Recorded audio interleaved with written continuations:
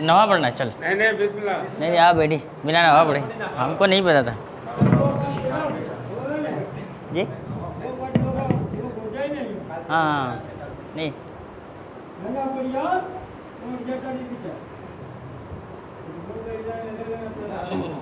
السلام. محمد وآل محمد صلی اللہ علیہ وسلم. بھیا تمہیں اب چھوڑ کر مشکل نہیں, کاٹ دیں گے کچھ تو کہوں, مشکل نہیں. جاؤں کہاں, رستہ نہیں آتا نظر, کچھ تو کہوں جاؤں کہاں. قیدی بناتے ہیں لئی, برچھی دکھا آتے ہیں نہیں, اٹھتا نہیں غیرت سے سر, کچھ تو کہوں جاؤں کہاں. بھیا تمہیں اب چھوڑ کر کچھ تو کہوں جاؤں کہاں. قیدیوں کو یہ غم نہیں, بیٹوں کا بھی ماتم نہیں. قیدیوں کو غم نہیں, بیٹوں کا بھی ماتم نہیں. بے شیر کو کھو کر مگر کچھ تو کہوں جاؤں کہاں. بھیا تمہیں اب چھوڑ کر کچھ تو کہوں جاؤں کہاں. گہوارۂ اصغر جلا, بیمار کا بستر جلا. گہوارۂ اصغر جلا, بیمار کا بستر جلا. سب جل گیا رکھتے صبر, کچھ تو کہوں جاؤں کہاں. گریا کنا ہے کم سنی, کانوں سے بھی بالی چھن گئی. گریا کنا ہے کم سنی, کانوں سے بھی بالی چھن گئی. اٹھتا نہیں غیرت سے سر, کچھ تو کہوں جاؤں کہاں. بھیا تمہیں اب چھوڑ کر کچھ تو کہوں جاؤں کہاں. ہم شکل پیغمبر نہیں, ہمراہ اصغر بھی نہیں. بے شیر کو کھو کر مگر کچھ تو کہوں جاؤں کہاں. بھیا تمہیں اب چھوڑ کر کچھ تو کہوں جاؤں کہاں. نیر قلم رونے لگا, عامر بھی جا کھونے لگا. نیر قلم رونے لگا, عامر بھی جا کھونے لگا. بھیا تمہیں اب چھوڑ کر کچھ تو کہوں جاؤں کہاں.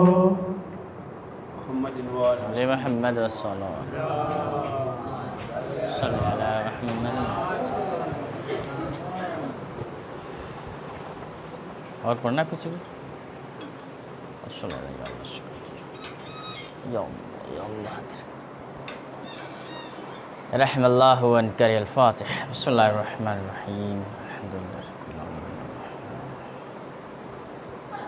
مالک یوم الدین. ایاک نعبد و ایاک نستعین. اهدنا الصراط المستقيم صراط الذين أنعمت عليهم غير المغضوب عليهم بسم الله لا حول ولا قوة إلا بالله العلي العظيم. أعوذ بالله من الشيطان الرجيم. بسم الله الرحمن الرحيم. رب اشرح لي صدري ويسر لي أمري واحلل عقدة من لساني يفقهوا قولي.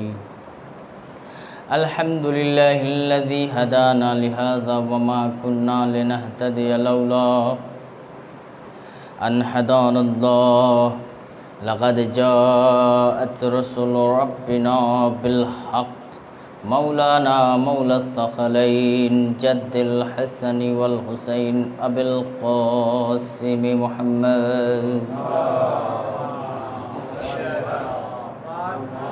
وآل بيته الطيبين الطاهرين المعصومين المظلومين ولعنة الله على القوم الظالمين. أما بعد فقد قال الله تبارك وتعالى في قرآن مجيد. بسم الله الرحمن الرحيم. من كان يرجو لقاء ربه فليعمل عملا صالحا. صلوات پر محمد و آل محمد پہ.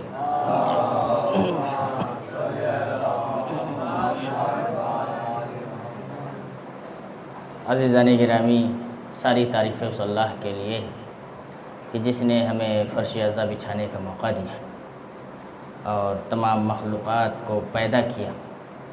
پروردگار عالم سے دعا ہے کہ مسلسل جتنے بھی ہم نے فرش عزا بچھائی، ماتمداری کی، عزاداری کی، آج کی شب تک جتنے بھی اعمال ہیں ان سارے کے سارے اعمال کو قبول فرما.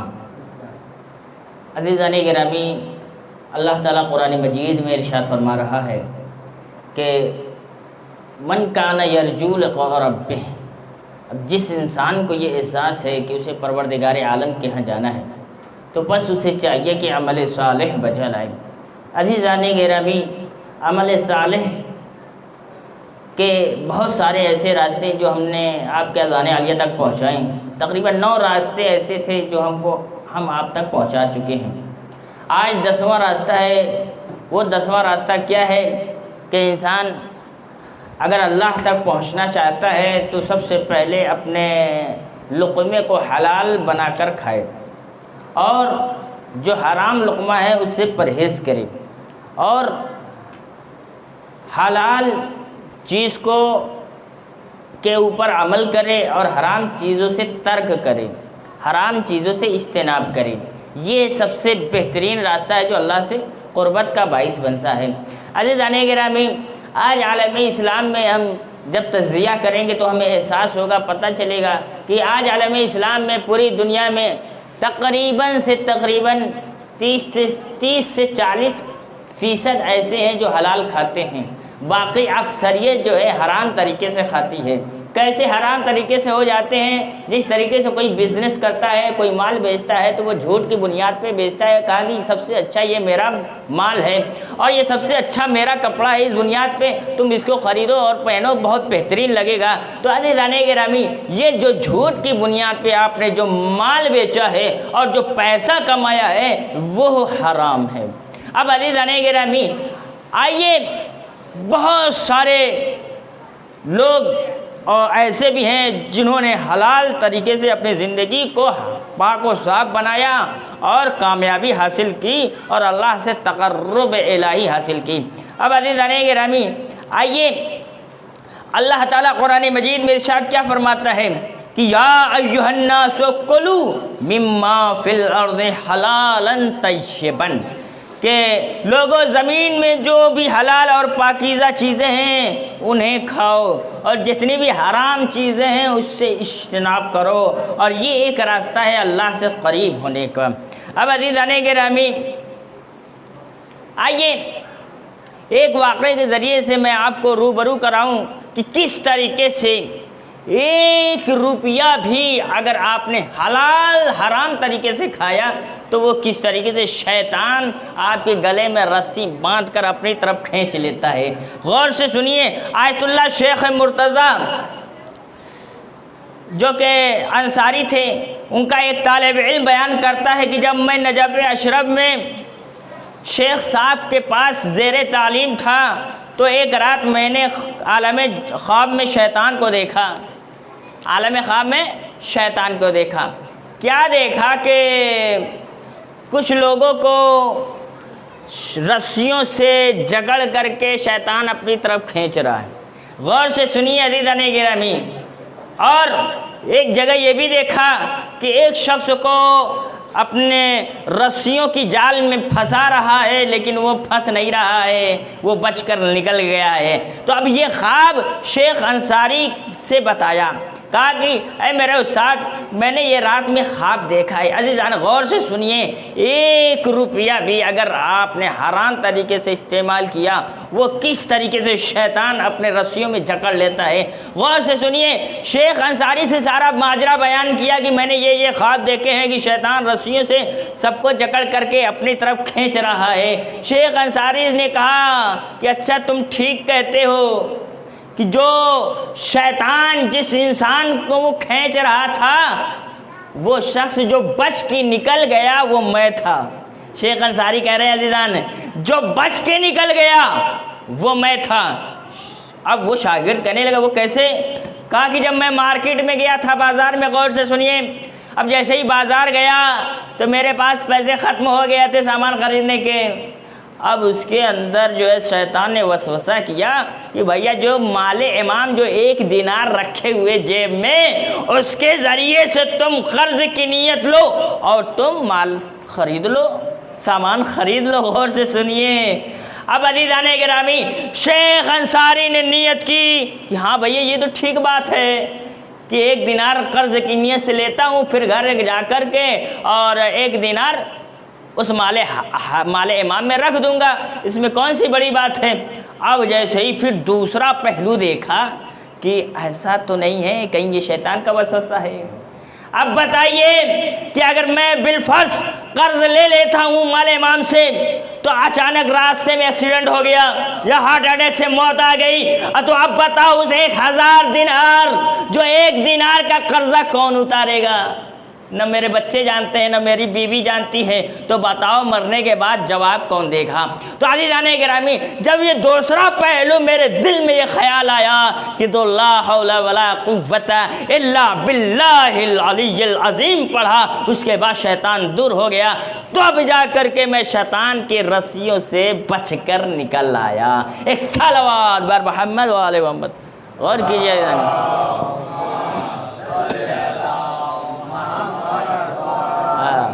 بسا اوقات ہوتا ہے ہمارے گھر میں مائیں بہنیں یا بھائی یا کوئی بھی صدقہ رکھا ہوا ہوتا ہے، گھر میں پیسہ نہیں ہوتا ہے، اچانک صدقے میں سے 10 روپے کی ضرورت ہوتی ہے یا 20 روپے کی نکال کر کے مرچ منگا لیتے ہیں، لہسن منگا لیتے ہیں۔ ایسا بسا اوقات ایسے میں نے دیکھا ہے بارہا، لیکن بارہ پتہ نہیں یہاں پہ ہوتا ہے کہ نہیں، لیکن صدقے کے ڈبے سے نکال لیتے ہیں۔ لیکن عزیزان گرامی، ان کو خیال بھی ہونا چاہیے کہ جب میں صدقے سے پیسہ نکالتا ہوں تو ان کے ذہن میں یہ بھی ہونا چاہیے کہ ملک الموت بھی میرے پیچھے کھڑا ہوا ہے، آ کر کے 10 منٹ کے بعد بھی نکال سکتا ہے، آدھے گھنٹے کے بعد بھی نکال سکتا ہے۔ اب بتاؤ کہ وہ جو 20 روپیہ میں نے نکالا تھا صدقے کا، اس کی بھرپائی کون کرے گا اگر موت آ گئی؟ تو عزیزان، اگر ہم نے کسی کو قرض بھی دے دیا ہے اور کسی سے قرض بھی لے لیا ہے تو اس کے وقت معینہ پہ لوٹا دینا چاہیے، اور اگر وقت معینہ پہ نہیں لوٹا پا رہے ہو تو جس نے قرض دیا ہے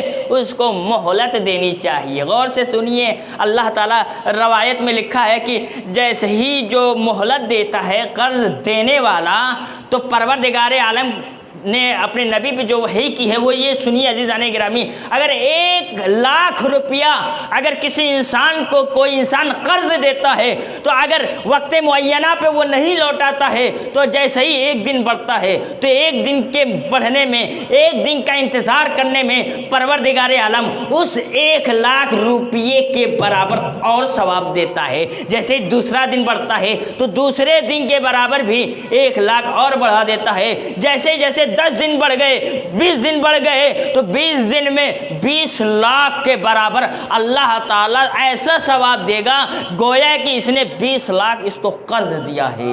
ایک صلوات بر محمد وآل محمد۔ غور کیا جانے گا، قرض دینے والا احساس نہ کرے کہ یہ لیٹ ہو گیا، خوش قسمتی منائیے کہ یہ لیٹ ہو رہا ہے، اس وجہ سے ہو سکتا ہے کہ اللہ کی مصلحت ہو۔ جیسے جیسے لیٹ ہوگا ویسے ویسے نامہ اعمال میں اس کی بڑھوتری ہوتی چلی جائے گی، اور جو بیچارہ جو قرض لینے والا ہے تو اس سے آگاہ بھی کروائے کہ میں نے قرض لیا ہے، تھوڑی مشکل میں ہوں، پریشانی میں ہوں، ذرا صبر کرنا، اللہ تعالیٰ جیسے مجھے عطا کرے گا میں آپ کو دے دوں گا۔ یہ دونوں کی ذمہ داریاں ہیں۔ ایک صلوات بر محمد وآل محمد پہ۔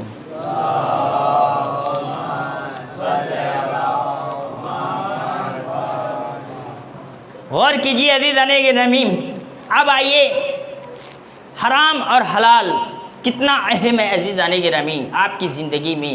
1 روپیہ اگر آپ نے کسی سے لے کر کے مر گئے، اگر اس نے معاف نہیں کیا تو یقین جانیے وہ بہت خطرناک ہے۔ ایک شخص تھے، ایک عالم دین، اس نے جو ہے ایک عالم دین نے کسی کو نماز دے دی تھی اجارے پہ پڑھنے کی۔ ایک عالم دین دیکھیے بغیر تحقیق کیے، بغیر جانچے کہ بھیا 6 مہینے کی یا 1 مہینے کی نماز پڑھ لو، میں تمہیں اتنا پیسہ دے دوں گا۔ غور سے سنیے عزیزان گرامی، اب وہ عالم دین کا انتقال ہو گیا، اب جس کو نماز اجارہ دی تھی اس نے پڑھا ہی نہیں۔ اگر ہم میں بھی جس کو اللہ تعالیٰ نے توفیق دی ہے، جس نے بھی اجارے کی نماز لی ہو یا روزہ لی ہو، پروردگار ہمیں توفیق دے کہ اس کو ادا کریں۔ جیسے میں بھی اگر اس میں شامل ہوں تو پروردگار عالم مجھے بھی جلد سے از جلد توفیق دے کہ میں اس کو عطا کروں، اس کو ادا کروں۔ ایک صلوات بر محمد وآل محمد پہ۔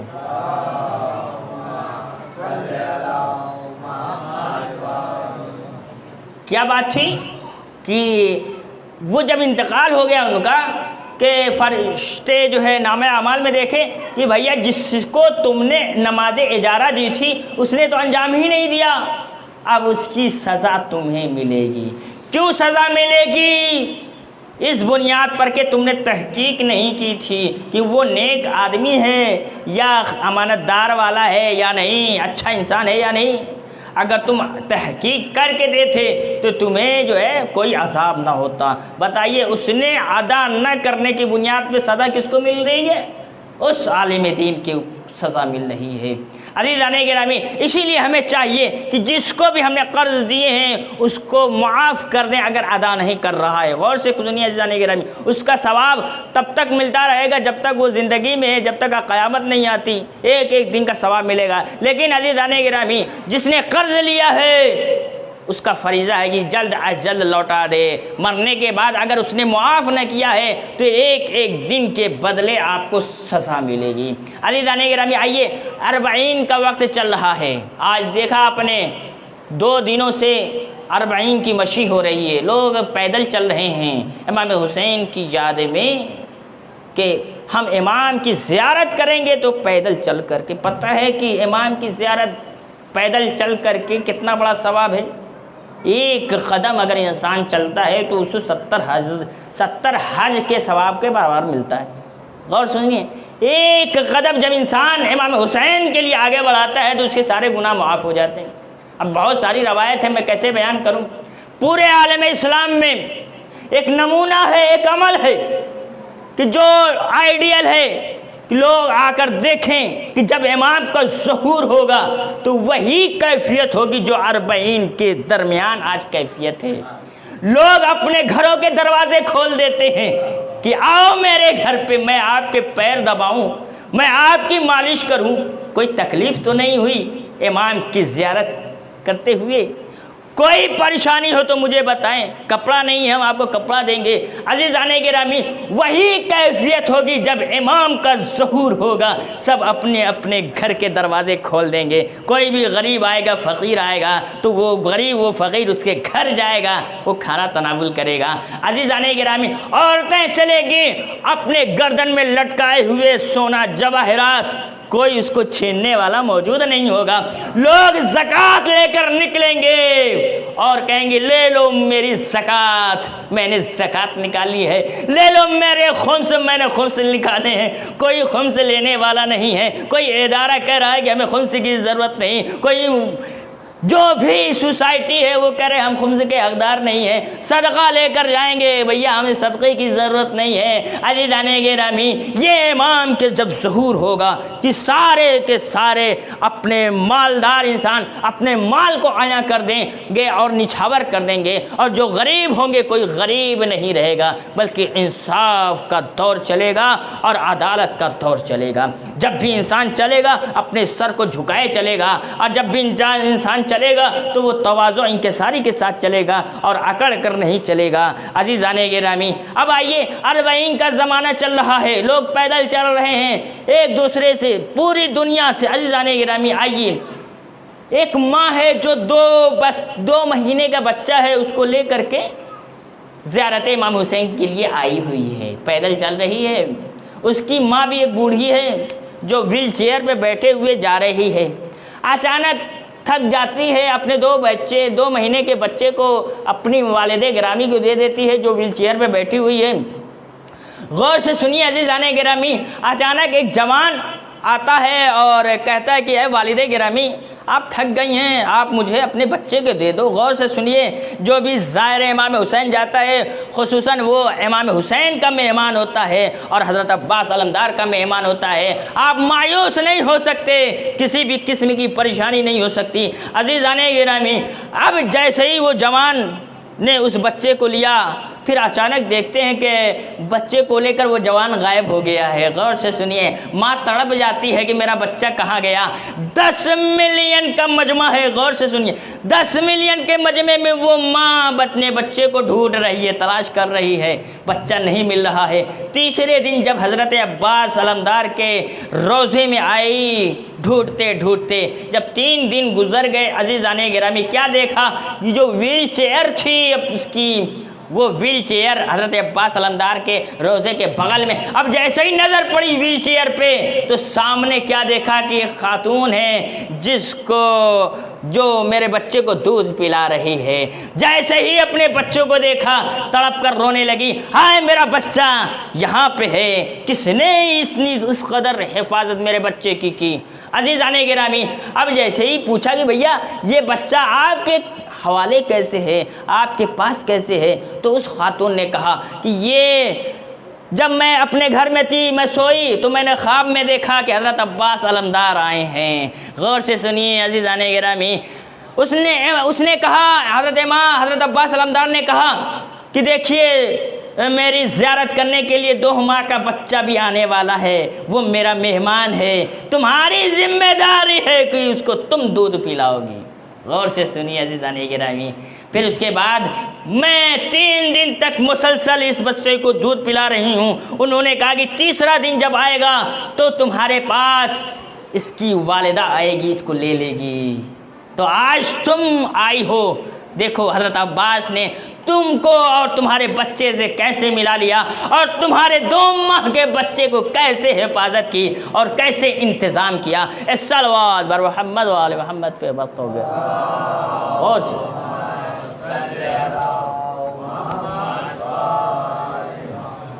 غور کیا دیدانے گرامی، 40 اتنا آسان نہیں ہے پیدل چلنا، لیکن ذرا ان سے پوچھیے جن کے پیروں میں چپل نہیں تھے، لیکن جب کربلا سے کوفہ چلایا گیا تو پیروں میں کانٹے پڑتے تھے تو پیر کبھی اٹھتے تھے کبھی نیچے گرتے تھے. کبھی سید سجاد جب چلتے تھے تو جو پیروں کی بیڑیاں تھیں تو وہ خاردار تھی. لیکن عزادارو ذرا احساس کرو، ہم چپل پہن کر مشی کرتے ہیں، پیدل چلتے ہیں تو پیروں میں ورم آ جاتا ہے. ارے جس کے پیروں میں چپل بھی نہ ہو تو اس کے پیروں میں کس قدر تکلیفیں ہوتی ہوں گی. عزاداران مظلوم کربلا، آئیے آج چہروں کا دن ہے عزادارو، ہم اہل حرم کو پرسا دیں گے. وہ کیسے اہل حرم جو زندان شام میں زندگی گزاری ہو، جس کی نہ چھت ہو نہ کوئی آب و ہوا ہو، ایسا کھانا آتا تھا نہ کبھی پیٹ بھرتا تھا نہ کبھی پیاس بجھتی تھی. عزاداران مظلوم کربلا، اس کے بعد یزید نے کیا دیکھا کہ میرے ساتھ کچھ بغاوت کرنے والے ہیں، میری حکومت بچ نہیں پائے گی. شام میں جناب سکینہ کی بھی شہادت ہو گئی، اب میری حکومت نہیں رہنے والی ہے. تو مجبوراً اس نے سید سجاد کو رہا کیا، اہل حرم کو رہا کیا. تو امام سے پوچھا گیا کہ آپ کی کیا خواہش ہے؟ امام نے کہا کہ ہماری کوئی خواہش نہیں ہے بلکہ ہمارے تبرکات واپس کر دو جو تم نے نیزوں پہ بلند کیے ہوئے ہو. ہمیں کچھ نہیں چاہیے، بس ہمیں اتنی مہلت دے دو کہ ہم اپنے آل پہ گریہ وزاری کر لیں، ہم اپنے بابا پہ گریہ وزاری کر لیں، ارے ہم اپنے بہن سکینہ پہ گریہ وزاری کر لیں جو ہم زندان کی شام میں چھوڑے آ رہے ہیں. عزاداران مظلوم کربلا، تاریخ نے لکھا ہے کہ 3 دن تک مہلت دی گئی، کہیں پہ لکھا ہے کہ 7 دن تک 10 دن تک مہلت دی گئی. ارے جب جیسے ہی کمرے میں ایک آئے تو جیسے ہی واہ حسینہ کا نام لیا تو سارے بیویاں کو رام بپا ہو گیا، آؤ بکا کرنے لگی، رونے لگتی ہیں. تو جیسے ہی واہ علی اکبرہ کا نام آتا ہے تو ام لیلہ تڑپ کے رونے لگتی ہیں. جیسے ہی واہ عباسہ کا نام آتا ہے ام کلثوم رونے لگتی ہے. جیسے انو محمد کا نام آتا ہے ام فروا رونے لگتی ہے. ہائے رے جب قاسم کا نام آتا ہے جناب زینب رونے لگتی ہے، جناب فروا رونے لگتی ہے. عزاداران مظلوم کربلا، اس کے بعد جیسے ہی تبرکات آنے لگے سید سجاد نے کہا پہلے ہمارے تبرکات لاؤ. تبرکات میں کیا تھے عزادارو؟ ارے ایک چادر تطہیر تھی. جب تک چادر تطہیر لائی گئی جناب زینب آگے بڑھ کے کہتی ہیں ارے یہ میری ماں سیدہ کی چادر ہے، اسے مجھے حوالے کر دو. عزادارو اس کے بعد 2 چھوٹی چھوٹی بالیاں آئیں.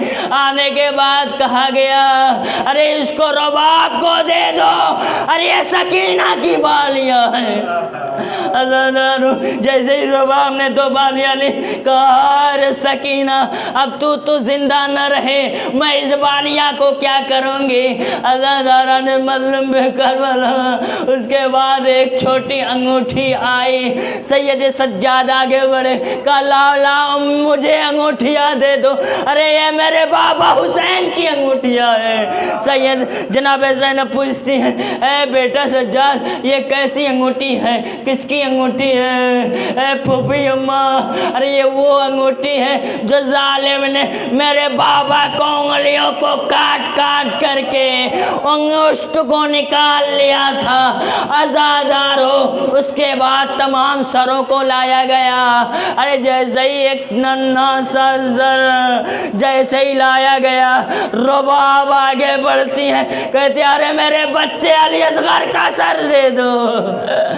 پھر جیسے ہی علی اصغر کا سر اپنے آغوش میں لیا کہا کہ مثلک تنہر، اے میرے بچے، اے میرے ششماہے، کیا تجھ جیسے ششماہے بچے کو بھی نہر کیا جاتا ہے؟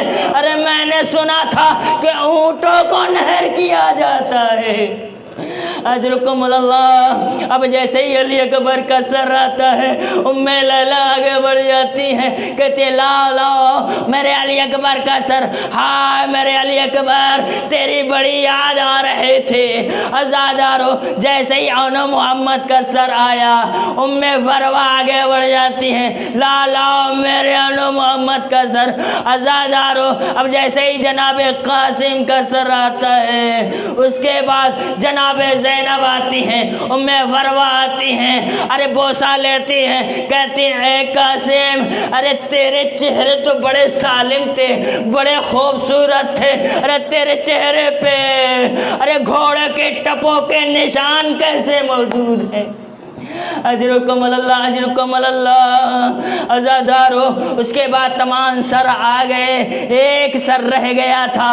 ارے جیسے ہی سر حسین آگے بڑھتا ہے، جناب زینب آگے بڑھتی ہیں، ارے لالا میرے بھیا حسین کا سر میرے حوالے کر دو۔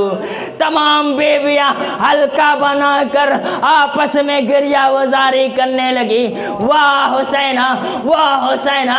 ازادارو اس کے بعد حسین کو اس کے بعد جناب سجاد نے پھوپھی اماں کو حکم دیا کہ صبح ہم مدینے کو جائیں گے، سب کو تیار کر رکھنا۔ ازادارو جیسے ہی صبح کا وقت آیا، کیا دیکھا جناب زینب نے؟ رباب نظر نہیں آ رہی ہے، سید سجاد کے پاس آئیں، اے بیٹا سجاد رباب نظر نہیں آ رہی ہے۔ سید سجاد نے کہا ارے میری ماں سیدہ، میری ماں رباب ارے شام کے زندان میں گئی ہے، اپنے بچی سکینہ سے رہا ہونے وداعی کرنے گئی ہے۔ ازادارو اب اس کے بعد سید سجاد جناب زینب کا قافلہ زندان شام کی جانب آیا۔ ارے کیا دیکھتی ہے؟